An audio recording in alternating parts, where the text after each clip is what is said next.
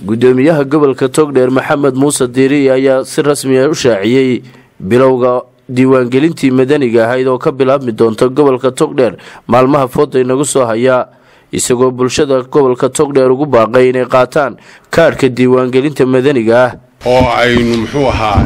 goobihii dhigno si ay u hawlgalaan shaqaalihi laba qodob oo idin ogeysiinaya kow diiwaangelintu waa sumadeena waa bahash jinsiyada waraaqaheena soo qaadano waxaan idinku boorinaya reer Burco hadii magaalada Burco iyo hadii gobolka Togdheer team ina u diyaar garowdaan sidii ay u qaadan lahaydeen kaarkii aqoonsiga qofka sida u qaadan lahaydeen ubadkiinna waa la idinku qorayaa dadna gadaal baa laga siin doona kolku qofka qaangaaro way idin gelayaan dhinaca kale waxa uu fariin u diray gudoomiyuhu dadkii imtixaanaadka u galay ee ku guuleystay inay yimaadaan gobolkan iyagoo si tacadeyntooda waxaan halkan uga baaqayaa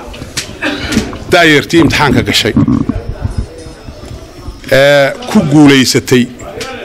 27 ahaa inay si ugu dhaxsaha badan ilaa maalinta axadda hadii la yiraahdo isugu yimaadaan gobolka hadii alla yiraahdo iyagoo sita wax lagu aqoonsan karo magaca xafideen aan la isula imanin